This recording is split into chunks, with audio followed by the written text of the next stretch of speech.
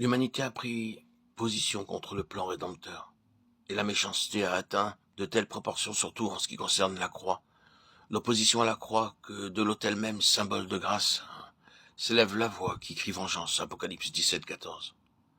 Une succession de tableaux nous montre les hommes sous la domination des puissances sataniques. Ici et là, quelques compagnies de vainqueurs sortent de la grande tribulation. Puis l'agneau apparaît à nouveau, mais cette fois comme chef d'armée. L'iniquité a atteint son point culminant.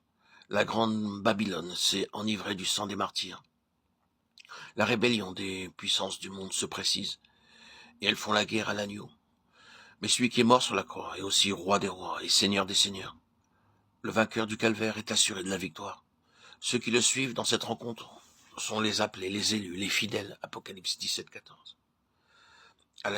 À l'issue de la lutte entre l'agneau et tous ceux qui s'élèvent contre Dieu et son nom, nous entendons dans le ciel la voix d'une grande multitude, comme la voix des grandes eaux qui dit « Alléluia », car il est entré dans son règne, le Seigneur notre Dieu. Donnons-lui gloire, car les noces de l'agneau sont venues, Apocalypse 19, 6, 7. Après avoir attendu que ceux qu'il a rachetés fussent rassemblés de toutes les parties du monde, celui qui a vaincu sur la croix a maintenant remporté la victoire sur les nations, a mis sous ses pieds les autorités et puissances terrestres. L'heure approche où le Seigneur va enfin récolter les fruits ultimes de sa victoire. Ce pourquoi il a donné sa vie. Il a aimé l'Église, nous est-il dit, et s'est donné lui-même pour elle, afin qu'il la sanctifiât après l'avoir nettoyée, en la lavant d'eau et par sa parole, pour la faire paraître devant lui, une Église glorieuse, n'ayant ni tache, ni ride, ni rien de semblable. Éphésiens 5, 26, 27. Et voici qu'au ciel retentit comme la voix de multitudes qui chantent. Faisons éclater notre joie, car les noces de l'agneau sont venues et son épouse séparée. Et il lui a été donné de se vêtir de fin lin pur et éclatant, car ce fin lin, ce sont les justices des saints. Apocalypse 19, 11, 12. Les cieux s'ouvrent à nouveau et le Fils de l'homme paraît. Il est couronné de plusieurs diadèmes, son regard est de flammes, et les armées du ciel le suivent revêtues de fin lin éclatant et pur. Il vient prendre possession de la terre conquise, des royaumes du monde, sur lesquels il doit régner pendant 1000 ans. Apocalypse 22.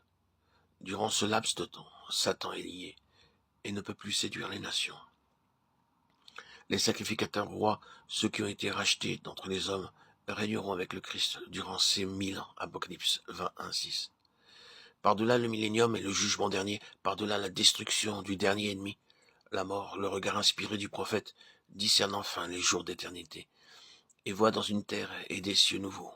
La sainte cité paraît comme une épouse pour son époux. Apocalypse 21, 1, 8. La cité épouse. Et la voix de celui qui est sur le trône s'écrie « Voici, je vais faire toutes choses nouvelles. » Peu après, la voix retentit encore pour dire « C'en est fait. » À ce moment, lorsque les choses anciennes seront abolies, le calvaire sera-t-il oublié? Dans la royauté du Christ, le sacrifice sera-t-il comme oblitéré? Nullement. Le nom par excellence du Seigneur restera encore, et dans tous les siècles, l'agneau. Son titre de gloire sera à jamais d'avoir été l'agneau. Tous ces autres titres s'estompent dans le plein rayonnement du nom qui est au-dessus de tout autre nom. Du nom qui rappellera jamais dans les cieux l'heure sublime où, dans le temps, le Fils unique, le bien-aimé du Père, visita notre terre et donna sa vie pour les pécheurs. Alors ceux-ci, revêtus d'une lumière plus transparente que celle du cristal, resplendiront comme le soleil dans le royaume du Père, à la louange de sa grâce. Les noms des apôtres, qui furent ici-bas les compagnons du Christ et qui posèrent les fondements de l'Église en annonçant au monde la croix de Christ, dans le mépris et l'ignominie seront gravés sur les fondements de la sainte cité.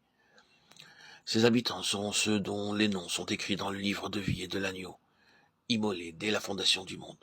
Apocalypse 21, 27. Ceux qui, par leur communion à la mort et à la vie de résurrection de l'agneau, ont été faits semblables à lui. Je ne vis point de temple, car le Seigneur Dieu Tout-Puissant en est le temple, ainsi que l'agneau. La gloire de Dieu l'éclaire, et l'agneau est son flambeau. Le trône de Dieu et de l'agneau s'y trouvera. Ses serviteurs le serviront, et ils verront sa face. Apocalypse 21, 22, 23, 22, 3, 4.